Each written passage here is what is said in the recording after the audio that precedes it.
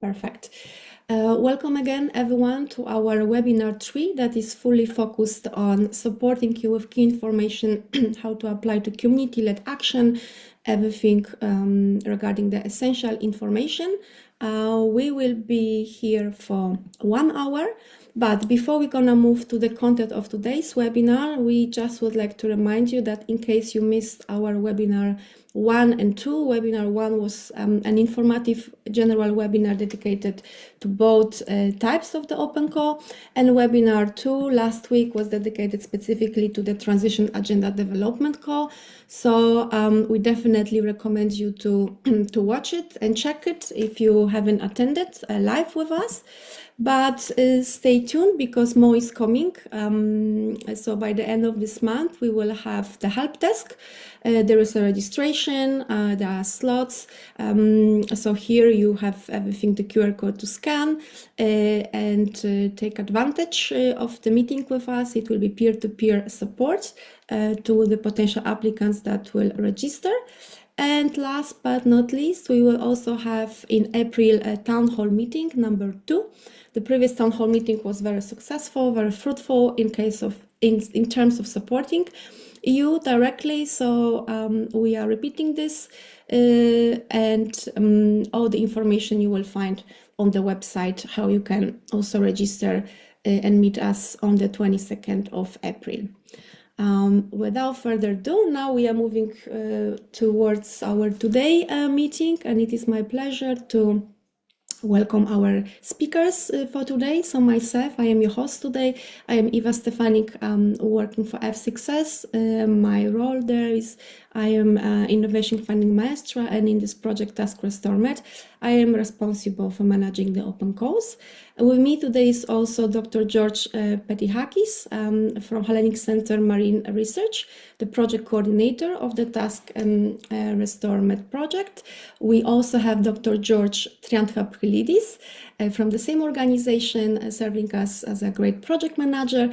And finally, we have also Dr. Anna Maria Vujanovic from Maribor University, assistant professor, taking you through what type of support will be given once you are already selected.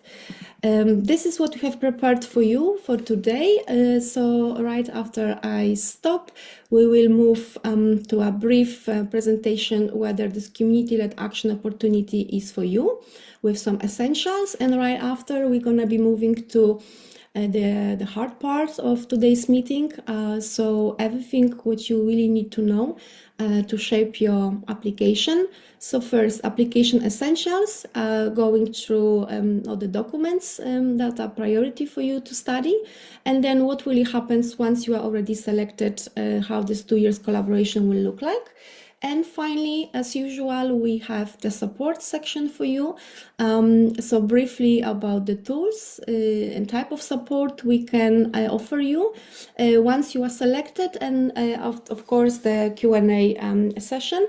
We operate as in the previous webinars, so you are encouraged to post your question in the Q&A. We will be answering it during the webinar, and those unanswered will be talking live in the end of the session. Yes, we are ready to start, and I'm welcoming Dr. George Triantafylidis to take the first presentation about the CLA opportunity. Thank you, dear Eva. Good morning, everyone, and thank you for joining us. Today I will introduce the Community-Led Actions Call, or CLA as we call it, and explain what makes this opportunity particularly exciting for organizations working on solutions for ocean and water restoration in the Mediterranean basin. Next slide, please.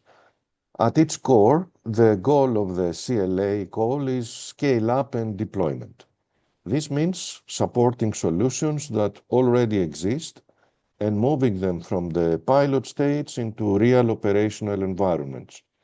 More specifically, the program aims to help projects progress from a technology readiness level, or TRL 5, where solutions are validated in a relevant environment, towards TRL 7 or even TRL 8, where they are demonstrated and proven in real operational settings. In other words, this call is about turning promising innovations into deployable real-world solutions that deliver measurable environmental impact. Next slide, please. So what does the CLA call offers? The community-led actions call represents a significant opportunity for organizations ready to deploy their solutions at scale. The program offers 7 million total funding and individual project funding between 200,000 euros and 1.4 million maximum, a fixed project duration of 24 months, and at least 5 projects expected to be funded. The 1.4 million funding ceiling allows projects to achieve real deployment impact, supporting demonstration activities, operational pilots, community engagement, and scaling efforts. But beyond the funding, selected projects also benefit from technical assistance and program support that my colleague Anna Maria will explain to you later. And this includes impact and business case development, policy and regulatory alignment, access to investment opportunities, environmental and social impact assessment. This support is designed to ensure that solutions deployed during the project can continue scaling beyond the project support period. Next slide, please.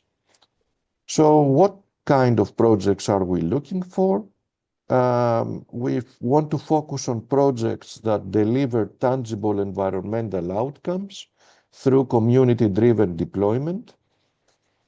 Projects must align with one of the 3 mission ocean pillars that you can see here: protecting and restoring marine and freshwater ecosystems and biodiversity, preventing and eliminating pollution in oceans and waters, and advancing a sustainable, circular, and carbon-neutral blue economy. Next slide, please.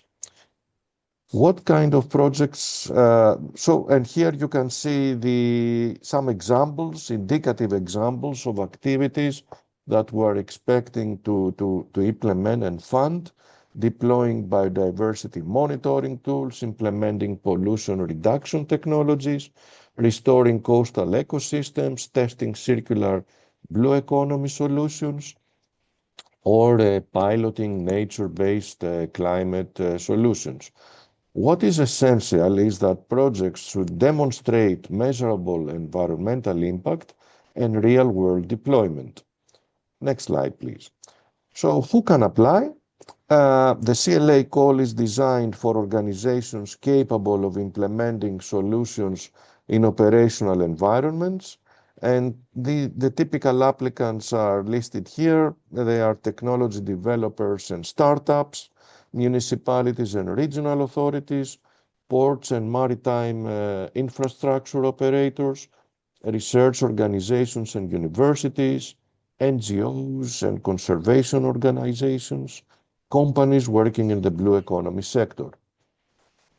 Importantly, CLA proposals must be submitted by a consortium of at least 2 partners. That includes a technology or a knowledge provider and an organization that adopts or deploys the solution in a real-world setting. This structure ensures that every project moves beyond theory and demonstrates solutions where they are actually needed in the field. Next slide, please.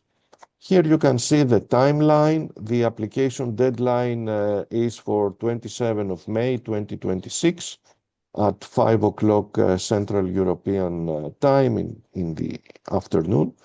After selection, the CLA program will be implemented within 24 months. And it is designed to support projects from initial planning through deployment and scaling. During this period, projects will refine and finalize their deployment plans, implement and test their solutions in real environments, engage local communities and stakeholders, and demonstrate the scalability of their approach. Next slide, please. The expected outcomes, ultimately, the CLA call aims to accelerate the transition from innovation to real impact. Successful projects should deliver demonstrated deployment of solutions in real operational environments, measurable environmental improvements, strong engagement with local communities, and solutions ready to scale beyond the project period. By helping innovations progress from TRL5 towards TRL7 or TRL8, the program will ensure that promising technologies and approaches are not only tested, but that they are ready for a wider adoption across the Mediterranean basin. Next slide, please. In summary, the community-led actions call is about turning solution into impact. If your organization has an innovation that is ready to move from pilot stage to real-world deployment, and you're looking for the support needed to scale it, this call could be a perfect opportunity for you. Thank you very much for your attention, and we look forward to seeing your ideas contribute to restore our ocean and waters. Thank you. Very well said, George. Thank you so much for your presentation. We are moving forward now to the critical information about the funding opportunity itself during your application stage. And we will start from the presentation of Dr. George Pedihakis. So George, you can take it from here. Thank you, Eva. Good morning, everyone. In the next 15 minutes, I will try to show you the application essentials and what do you need to know in order to have a high quality submission. Next one, please. So if you get in our website, this is what you will see. You will see here the application procedures and the related documents. And I will guide you into those that are very, very important and some information you need to know. Next one, please. So, as George said, we're looking for proposals in all three pillars. We are not focusing on one, and we would like to fund at least one project from each pillar. Next one. And this document, the Annex 1.1.A, which is a catalog of topic activities and services, it has inside the pillars to apply for the CLAs. And next one, please. And I will just guide you. If we look on this document on pillar 1, which is protecting and restoring marine and freshwater ecosystems and biodiversity, please take note on the challenge, which is on restore the health of the EU seas and waters with specific targets like protecting 30% of EU seas areas and restoring 25,000 kilometers of free-flowing rivers. There is a list of indicative scope and activities. There are a lot of bullets like species restoration efforts, control and mitigation of invasive species. You will find quite a lot of things. If, however, this extensive list does not inspire you and you want to propose something else, you are free to do so. Next one, please.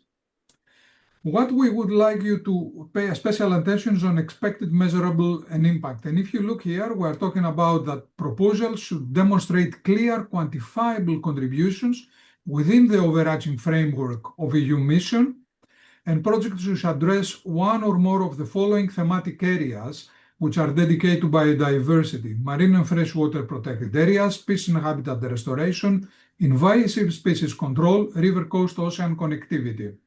We are not focusing only on the ocean or the coastal, so we are looking the whole continuum. Initiatives should deliver measurable environmental outcomes directly linked to the protection and recovery of biodiversity in the Mediterranean area, such as restored or effectively managed habitats, enhanced biodiversity monitoring capacity, recovery of key species and ecosystems, and so on. Next one, please. Pillar 2 is about pollution and how this can be prevented. The challenge here is stop and reduce all forms of pollution in our oceans and waters in line with the EU zero pollution goals. Again, a long list of bullets that you can find here, topics, but if none of this inspires you, you can always propose your own topic. Next one. The expected measurable impact here is that we want your proposals to demonstrate, again, clear and quantifiable contributions, and you should target on one or more of the following thematic areas like nutrient chemical pollution reduction, microplastic and plastic pollution prevention, wastewater treatment and reuse, but also that your initiative should deliver outcomes such as reduced pollutant inputs, improved water quality indicators, and we will speak about KPIs later, increased efficiency and resource use, decreased contamination levels in aquatic ecosystems. Quantitative results may include, for example, volume of water treated, amount of nutrients or pollutants removed, areas of ecosystem restored or improved, and demonstrating improvement in water quality parameters, which will support a healthier aquatic environment. Next one, the third pillar is ensuring a sustainable carbon neutral and circular blue economy. The challenge here is developing the blue economy in a way that is environmental friendly, it reduces carbon emissions, and promotes a circular economical model. Different bullets here, like improvement of sanitary infrastructure, remote or small island communities, very important for the Mediterranean, ocean literacy programs, and so on. Again, we will accept proposals on on a topic that you found very interesting, and it's not listed here. Next one, please. In terms of expected measurable impact, actions should target the reduction of greenhouse gases and other quantifiable environmental impacts, which include ozone depletion, land use, eutrophication, and acidification wherever relevant. Projects are expected to quantify CO2 reductions and other measurable climate-related outcomes across all relevant life cycle stages. You can follow the methodological principles of life cycle assessment and can help you on this, as Anna Maria will tell you. And also, we want your measurable indicators to include the reduction in gas emissions, increased share of renewable or low carbon energy used, quantified, avoid emissions through circular design, recycling, or reuse strategy, and so on. You will find all this in the document I just showed you. Next one, please. Right. Of course, as we said, we're going to fund pillar specific, but there are some actions which are cross-cutting. And an example here is ocean literacy. This is perfectly valid. So you can apply something which cuts across the three pillars. But of course, we would like you to select which is your primary pillar. So although you might have an action that touches all three, we would like you to tell us which one is your primary one. Next one, please. Now, KPIs. KPIs have raised quite a lot of questions in our help desk.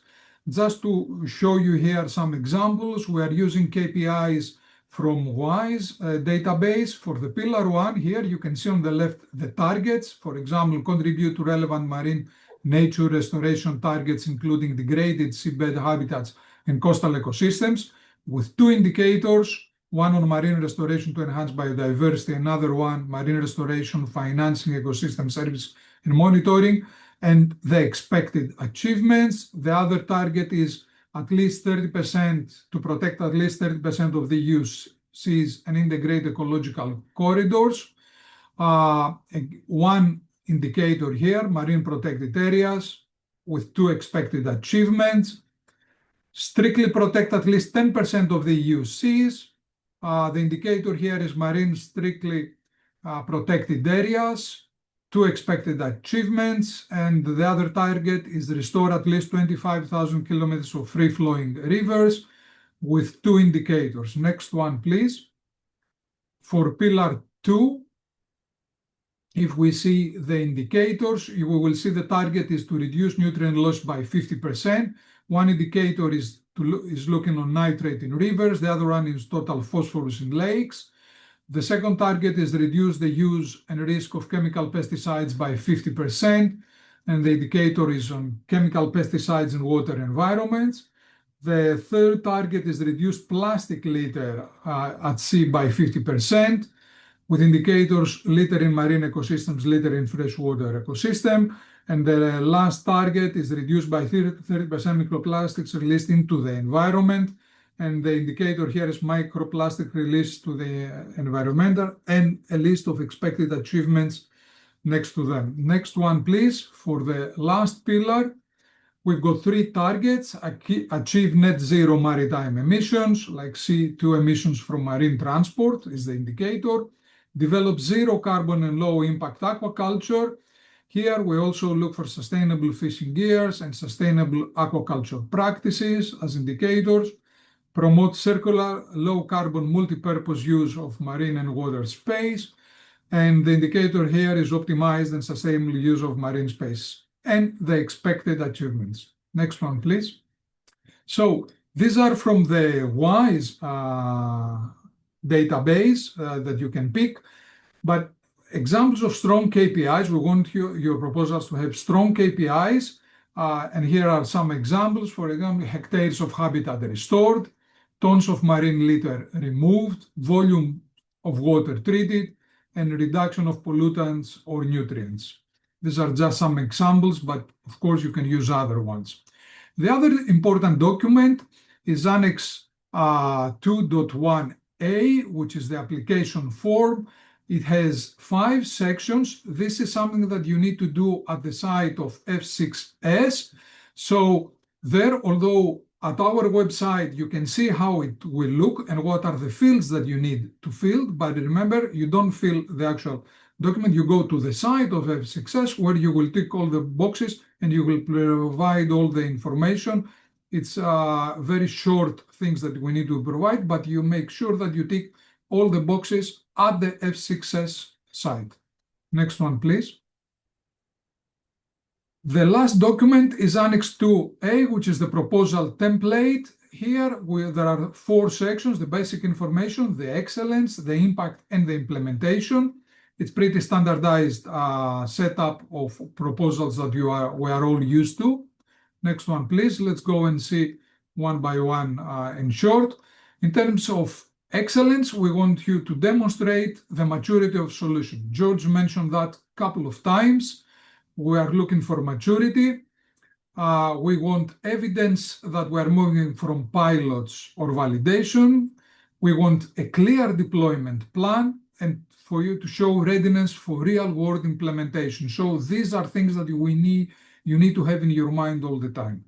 Next one, please. Impact.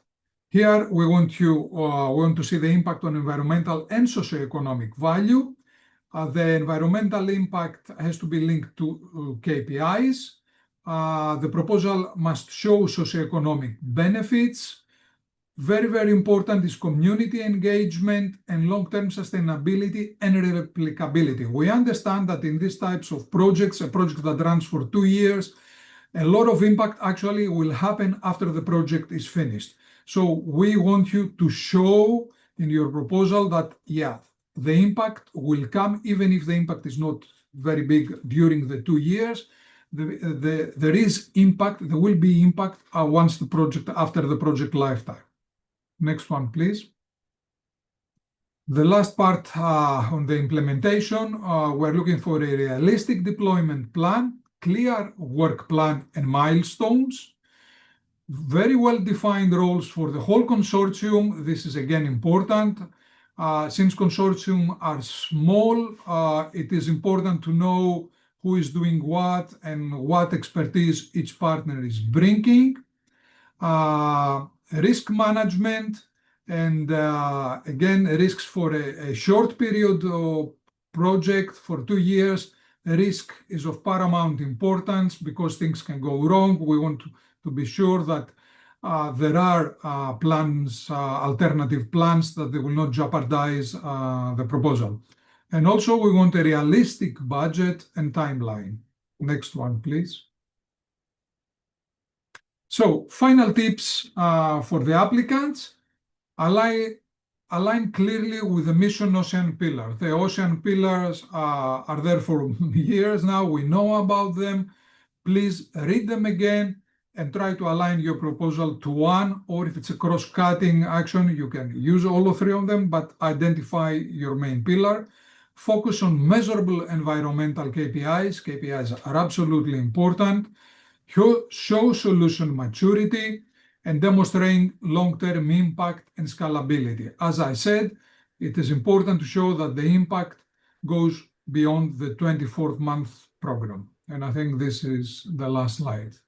Thank you very much. Thank you very much, George. Excellent. I've found it very clear, so I hope the people connecting today with us as well, and it will definitely help to build a strong proposal and maximize the chance to being selected. And that's exactly my part. If you are among the lucky ones, you were selected and invited to work with us. I will be talking now about this 24 months journey, how this will be implemented and what will be this collaboration circle between you and us from the Task Restore. So community-led action, 24 months. I prepared some visuals so that hopefully will help you to forecast what is really coming. As you see, 24 months, they will be divided into 3 parts.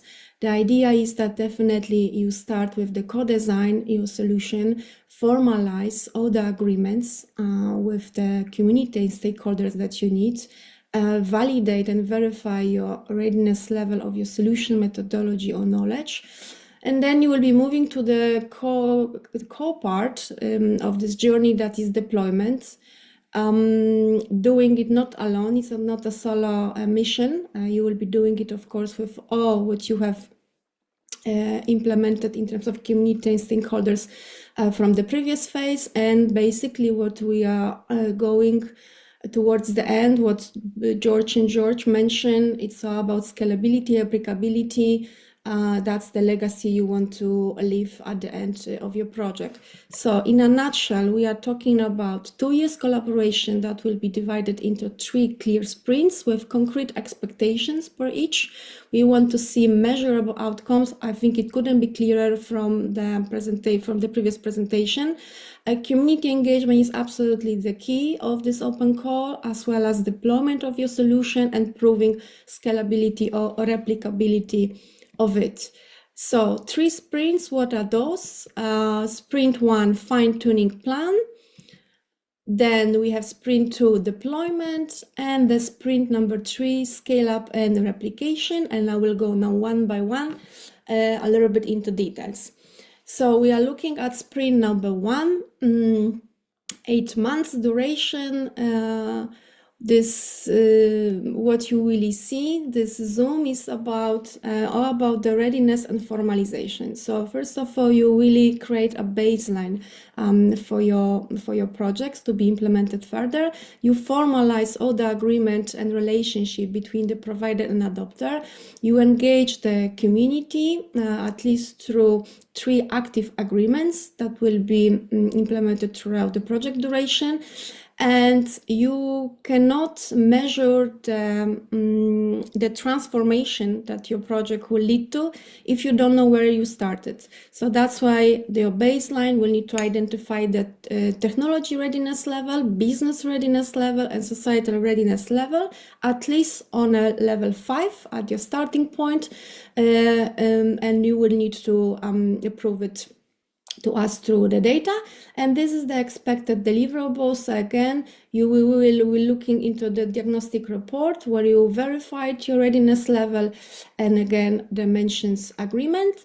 We will be trusting you, we will be pre-financing you, but that trust will be verified at the end of the sprint, where you really need to present us your first results, and we will move to the part, what are the key activities that you will need to perform to achieve what we will expect from you in the sprint 1.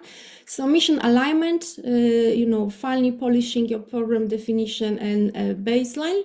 You will be engaging the, I'm so sorry, there seems to be a mistake in my slide. Please, the key activities coming from the sprint 1 will need to be updated. I will do the errata to this. So my apology. There is a mistake coming from the previous slide that I really missed. But what is really relevant to this slide, to the sprint number 1 of the community-led action, is that you will need to secure the local adopter commitment. So Trio verified the societal readiness level 5.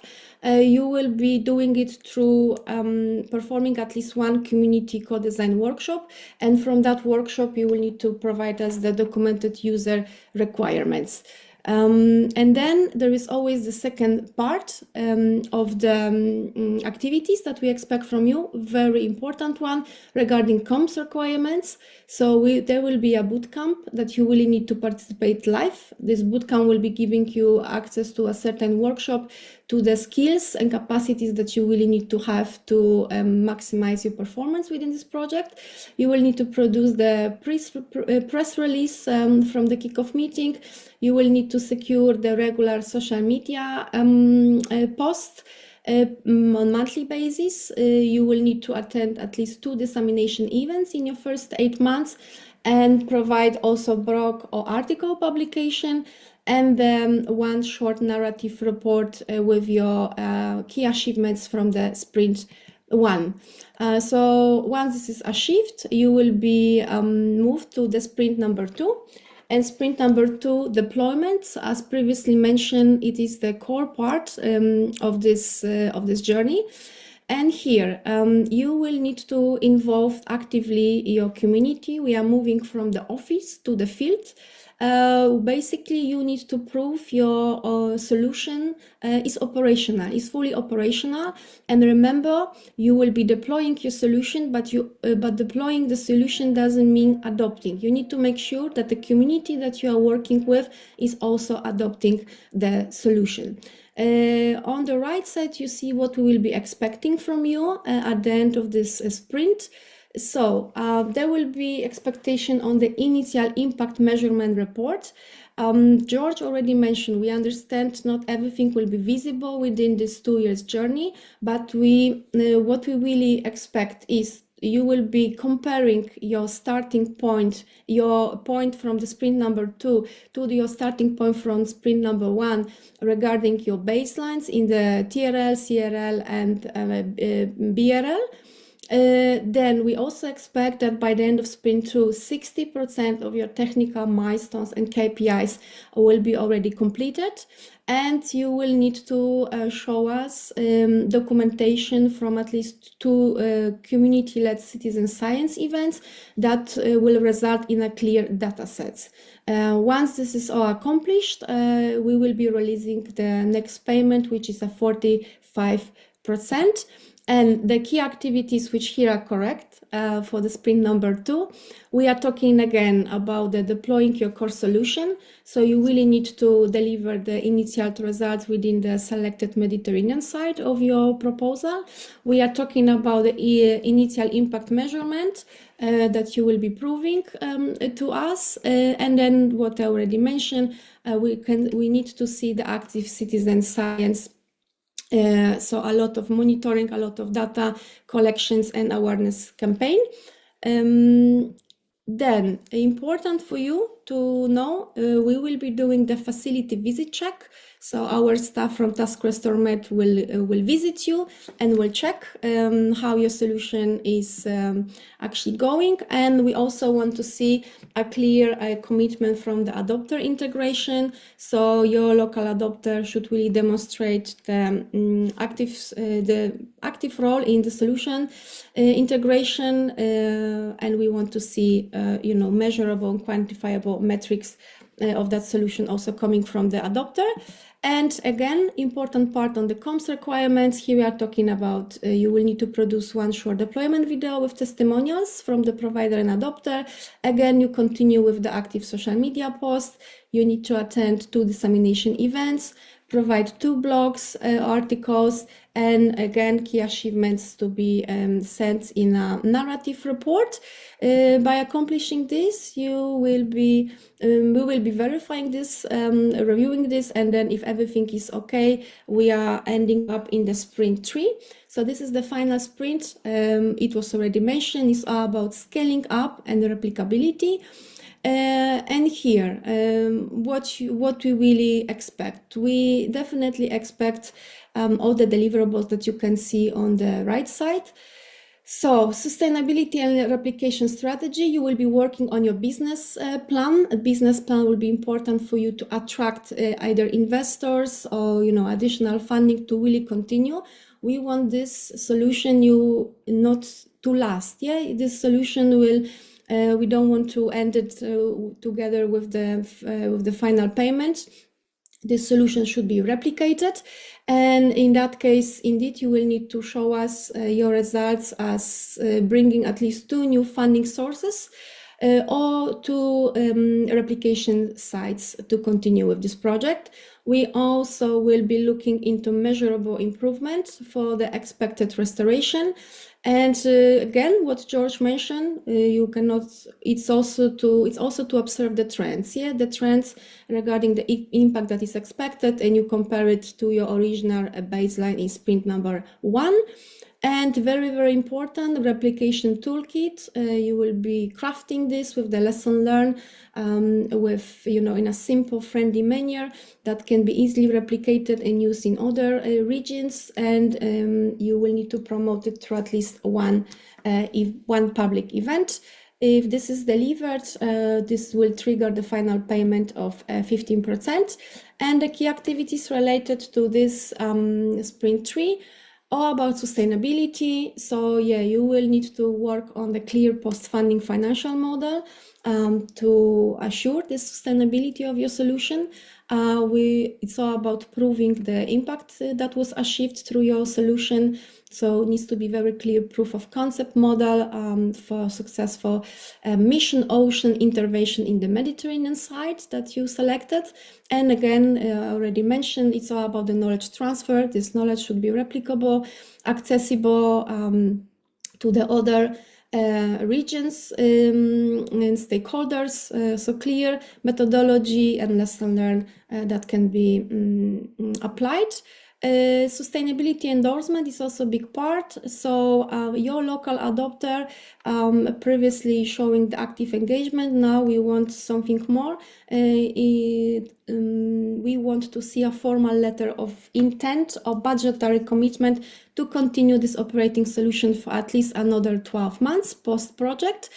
And again, on the comms side, the final requirements. So you will need to organize at least 1 scale-up dissemination event. You will need to attend 1 dissemination event, produce 2 blogs or articles, publication, and continue with the regular social media post. Final information, you will be invited to attend and present at the final meeting of the Task Restore MET, that is our project. This is accomplished, then of course the final payment will be triggered. And in every sprint, we will be evaluating your work. So by the end of each sprint, you will need to submit all these reports, deliverables that I mentioned. And the process is 2 sides. So we will be reviewing these documents, all these KPIs, all these quantifiable measures where you are with your progress. And then the second part is always the video review. So approximately 45 minutes for this project. We will be meeting, you will be showing us your work, and we will be asking you some questions. So I believe this was my last slide. Thank you so much. Errata will come.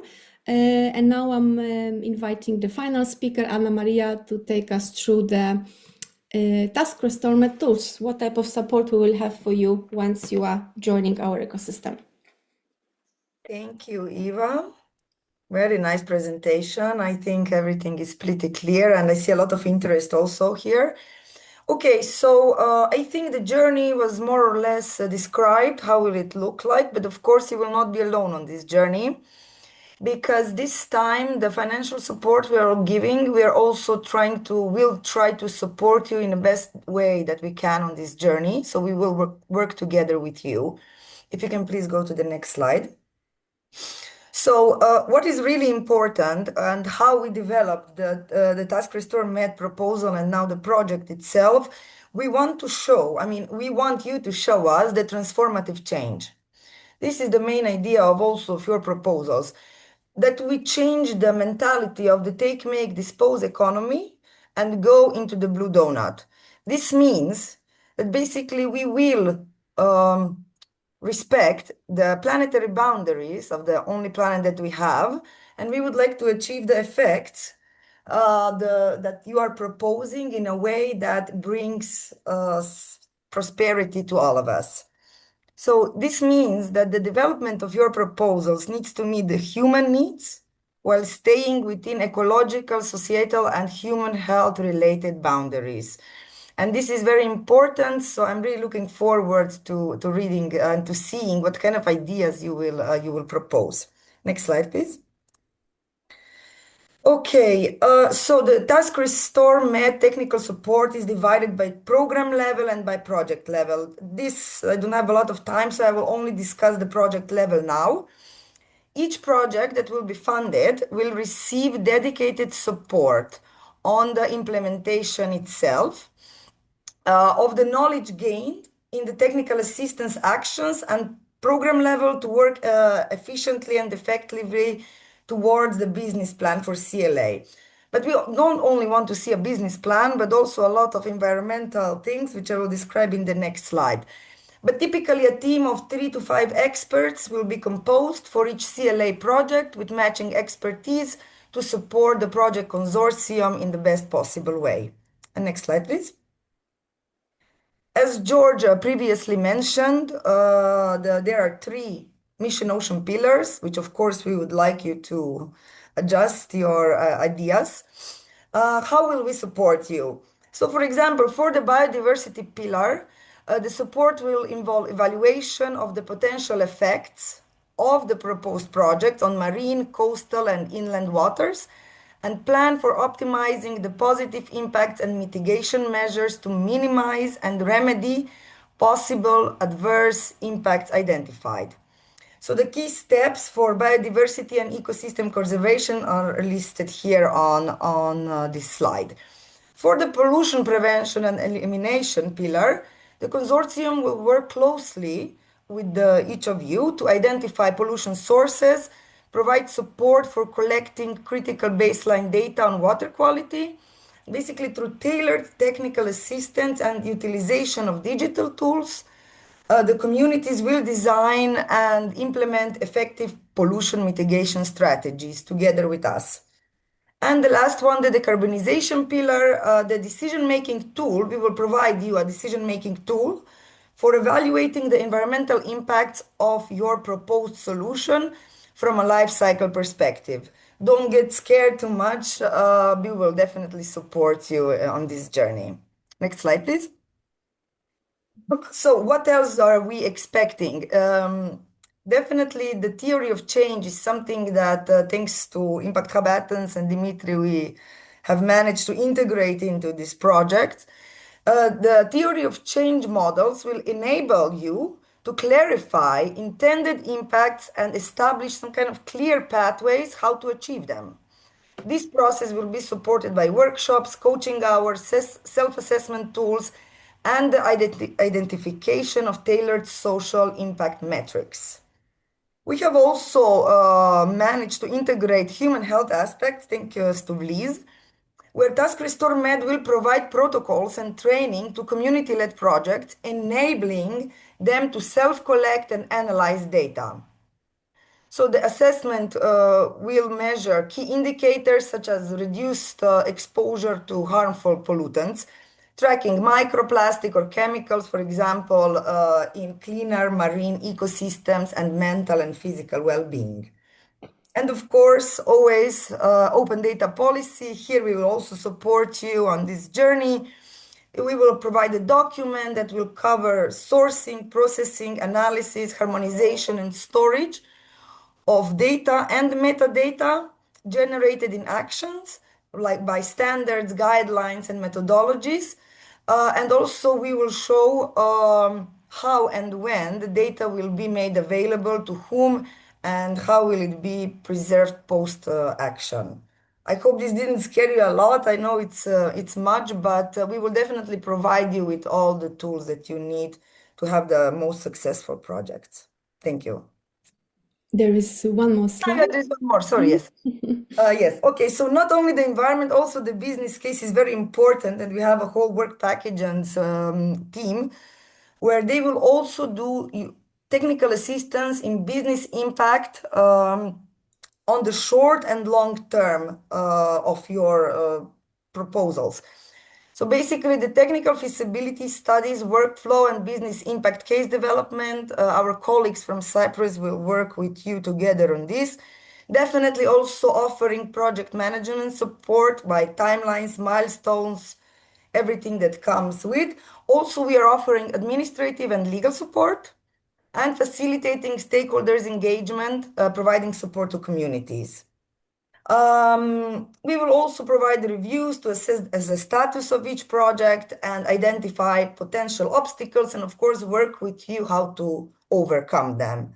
And of course, we have a huge network which will also be supporting you. So this would be it. Perfect. Now it's indeed the end. Thank you so much, Anna Maria. Perfect. I hope people get excited of the whole support. The whole consortium probably will be involved, as there are a lot of areas of our expertise that we will need to show. And now we are moving to the Q&A. I will be going through each question that I see has not been yet answered, and we will be covering them. So let me start from the first question that I can see. Could you please clarify the fund distribution mechanism in this Cascade funding project? Specifically, is the grant paid in full to the project coordinator or subsequent distribution to partners, or are payments made directly by the Task Force Stormed consortium to each partner? Yes, this is clarified is a sub-grant agreement template that is available, but the short question is that we want to put the responsibility to coordinator.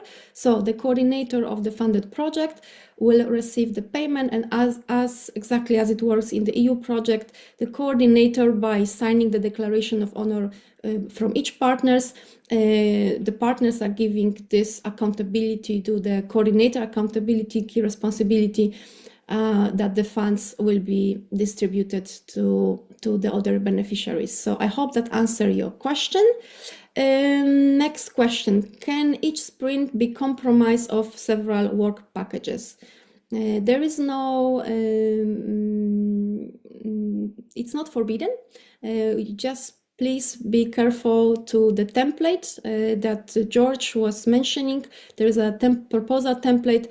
There is a clear structure that we really expect. If you believe you want to maximize, you just need to follow the template that is in the proposal template specifically for the community-led action. Question number 3 that I see. Regarding Pillar 3, objectives and KPIs do not include sustainability and conservation of pelagic species that are in the MET, not managed by MAPs, but more on the TCAs and complementary measures, like a minimum sizes. I think there was an updated question. This question. George answered it. Perhaps I answered it already. Okay.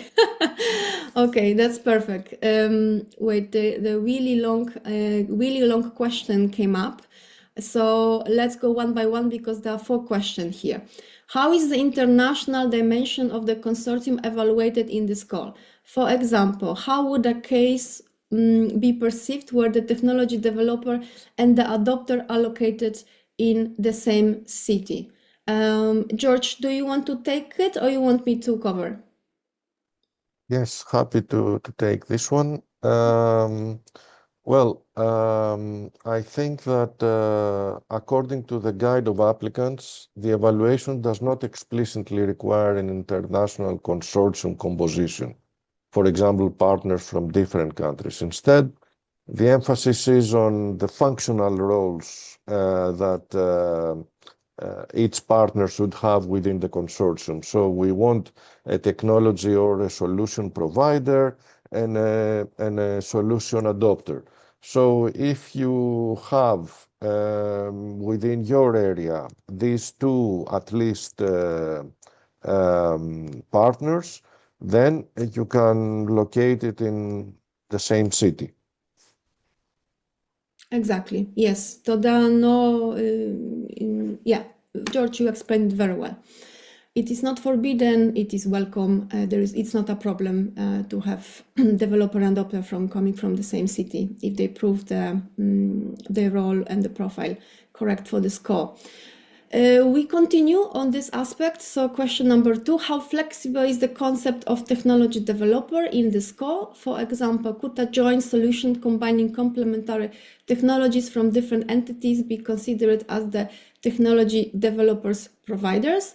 I will start, maybe George will like to complement. This open call, in terms of who can apply, we are talking about the minimum 2 partners, but there is no limitation on the number of partners.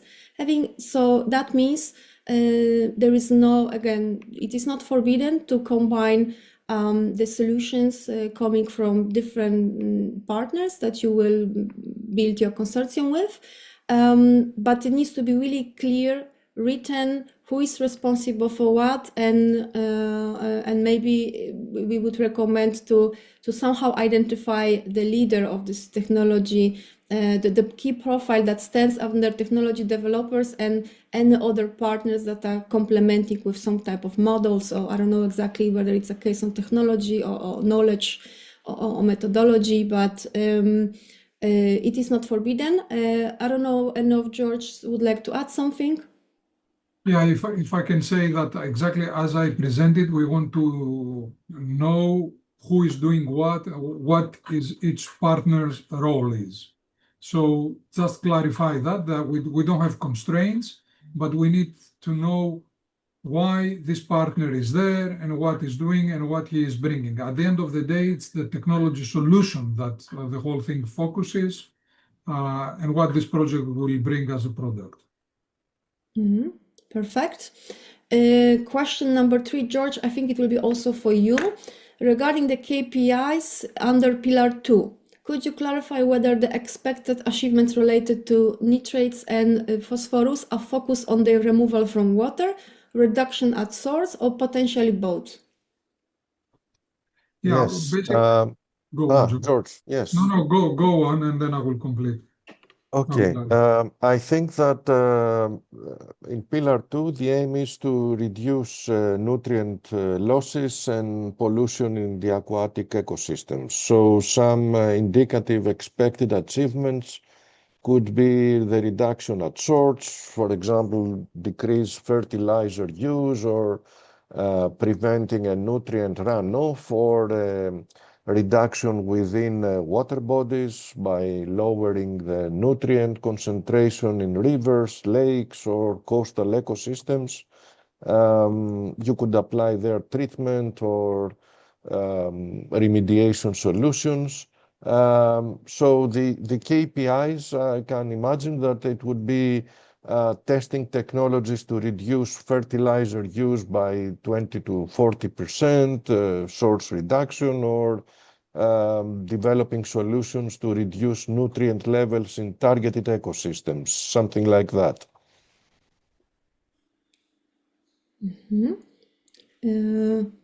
Yes, if that answer is complete, we hope that clarified. Thank you so much, George. Question number 4, I can take it from a consortium design perspective. How is it evaluated to include additional partners from other countries that could act as future deployment or replication site? In this sense, could non-EU countries participate? So there are a few questions here. From the consortium perspective design, in terms of how it is evaluated, in the evaluation, as George showed it, in the final phase, in the implementation, we look at the consortium strength. So you are responsible to put the partners that have a clear role, and in a fusion show that this project with these specific partners may have of course, higher impact, and then depends, it will be in the hands of evaluators that, of course, they can maximize the points for the impact or implementation if they see a very strong consortium. The second question regarding could non-EU countries participate? The guide for applicants has a clear indication about the eligibility. So we have eligibility of the member states, but also the Horizon Europe associated countries. The link to what are those Horizon Europe associated countries that are not EU member states is in the guide for applicants. Linked there, so we welcome you to look, and if partner will be coming from the list of eligible countries, of course they are welcome to participate in your consortium structure. Let's us move to the order. I see George is typing to answer one of the questions, so for now I will skip it. So let's go to the next one. For the non-EU based organization, is it a possibility to join consortia as affiliated entity under a beneficiary partner? So again, you need to clarify if those partners organization are not listed as the Horizon Europe associated countries. This is important because this comes to eligibility. We are eligible to give the funding only to this very clear indication of eligibility. So this is the only answer I can give. It's not only about the EU member states, it's a long list of the Horizon Europe associated countries that they can be that they are eligible to join your consortium. I don't know if I answered your question. If it was not clear, please follow up in this chat still with additional question. Next one, regional development agency are eligible as a locally based companies belonging to the, yes, there is nothing, they are eligible, assuming that they are coming, of course, from the list of either member states or again, Horizon Europe associated countries. Yeah, and what is important, we need to remind everyone, we are talking in this call about the Mediterranean aquatic basin. Yeah, so one of the key requirement regarding partners, regarding consortium design, is that at least one partner is coming from the Mediterranean basin.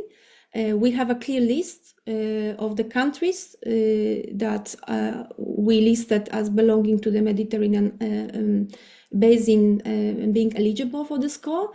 And another important reminder, all your solutions must be implemented in the Mediterranean region, yeah, just to be very clear on this.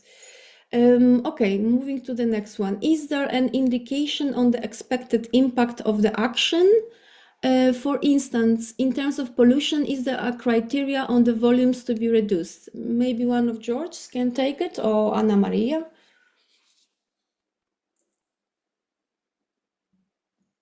Sorry, can you repeat the question? Is there an indication on the expected impact of the action? It is, for the answer for sure it is, because George presented this in the pillars. Every pillar has a target, indicator, and expected achievements.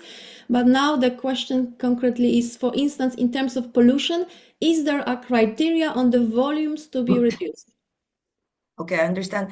I think the more the better, of course, but at the pollution, rather than on the volumes, we would like to maybe see quantifiable effects in mass or particles, or it depends what kind of pollutions we are working on. And because this is the second phase of the mission, definitely the technologies should be at a higher TRL and also be able to process more water, because this is not a pilot project anymore. It's about upscaling and replications, the technologies that are already existing, and we know that it works. So I would say go for the maximum. Thank you. Thank you, Anna Maria. Next question. We have a technology provided by a Northern Europe partner, but with direct Okay, something disappearing me here, but again, we have a technology provided by a Northern Europe partner, but with direct application in the Mediterranean. Our technology provider would therefore by default have an activity in the Mediterranean, even though the company is legally based in the Nordics. In order for us to apply, do we need just one local Mediterranean partner, or will we need two to fill minimal requirements? Minimal requirements is to have one Mediterranean partner. So yes, if your technology provider is registered in non-Mediterranean country, you still need to secure one Mediterranean partner. Not two is not required, of course. Welcome if you will be able, but your minimum requirement is one. It is also why it's so important. It's also to have someone, of course, to be on the implementation side. From my slides on the sprint number 2, you directly work with your community. You are deploying the solution, but the community needs to also adopt the solution, so that the solution will actually be, actively adopted in the community and working. I see that George also maybe put some additional comments there. Question that I see that pop up: would it be eligible for the solution to be installed in the Sea of Marmara, consider that it ultimately drains into the Mediterranean? I allow George to take it. It is a nice idea to secure the replication, but our clear eligibility is implementation in the Mediterranean. But I will ask here for also clarification from George, one of George's. Well, thank you. Indeed, you are in the limit there, because the Sea of Marmara is in between the Black Sea and the Mediterranean basin. I know that the activities themselves must take place within the Mediterranean basin. So if it is not that difficult for you, try to change the location and have it in a more Mediterranean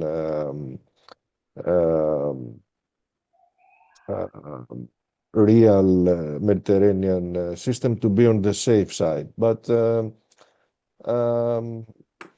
I know that it is considered a distinct inland sea. Yeah, it could be acceptable. I don't know if the colleagues agree. We could accept it. This type of decision we cannot take at the spot, but No. George's recommendation was excellent. Try to really put it and try to use it that you can also replicate on this spot that you already have.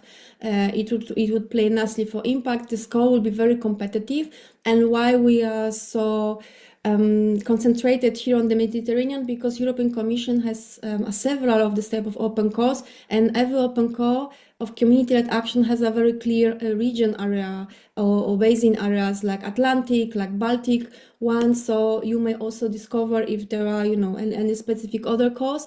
But for this one, to be sure that in this very competitive call, where we will be selecting 5, your proposal stands out. Try to tick all the requirements to maximize, of course, the highest score from evaluators and selection. Eva, I just Thinking loud. Yeah, sorry, George. I just actually, in one of the answers that I provide is that there is one call. There is in parallel for the sister project, the sister FSTP project for the Black Sea, which is called Source to Learn DBS. Perfect. That people can check there as well. Yeah. Yes, apart from that, I'm thinking that, okay, since we are not restricted only to the marine environment, but also in rivers, lakes, and so on, I think that we could accept it, because it is in the Turkish territory. I think that it could have a green light from me. But we I better, see the other colleague that he's asking the same for Aqaba in And Jordan. for in the Red Red Sea. but we have I to, think, okay, don't push too much. I don't we have think to that we double can check. accept the Aqaba case there. Yeah. George, we have to double check with the project officer for this. I Yes. know that Jordan is in general accepted to participate, but okay, please play the role there of the technology provider, not to host a project in Jordan. Yeah. Hmm. I think it would be much safer, in my Yes. opinion. Yes. Indeed. So also to just highlight, we are not saying we cannot guarantee you anything here through this webinar, but it's amazing. It's great that you're asking us this question, because it's better we already reflect upfront of such possible situations in the stage of the eligibility check. But please read very carefully the documents, check if there are specific open calls for your regions, and try to really stick to those rules. If there will be any changes, of course, we'll be announcing them on our active channels website or social media. I see that George is also typing the answer to the last question. So it's 11:05. It's 6, so we took some extra minutes because, of course, we really want to support you. But if there are no more questions coming, we could really close this webinar as for today. And of course, don't forget, there are several supportive events coming for you in the town halls, the help desk. So please check the other announcement on our website. I see how much is the funding percentage for SMEs. There is no part. We pay 100% funding. The associated partner means that United Nations agencies can be part of the consortium.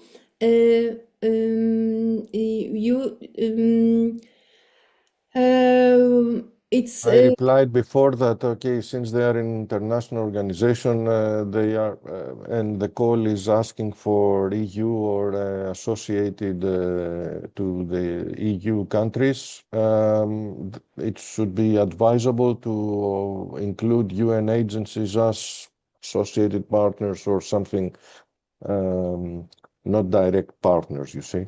So that's why she's asking this question now. So an associated partner is not a full partner, so it does not get money directly, but only for travel, if I'm not mistaken. That is all that they can get. Yes, in the guide for applicants, we don't have specifically mentioning the role for associated partner. So those people that you include them, for example, as a stakeholder. You can formalize the agreement with them as a stakeholder related to your proposal, and that is the way how you can show it in your proposal that you potentially will maximize the site of implementation or the impact, having this strong or experienced stakeholder on your site. Yes. So please pay attention also to what is written in the guide for applicants. And we covered those last popped up questions. So I suggest we really start here. I'm going to stop sharing the presentation. Thank you, everyone, for participating in our open call, in our webinar. We definitely encourage you to start or continue building your strong proposals. You have roughly 2 more months, more or less. 27th of May. It's the end, 5 o'clock Central European time. So thank you so much. If there's any wrap up from one of George, please. If not, we are stopping here and wishing you good luck. Thank you. No, we want to thank you all. We want to thank you for this active participation, and we wish you good luck, and I hope that we will have the chance to work together in the coming years. Thank you. Exactly. Thank you, everyone. Bye.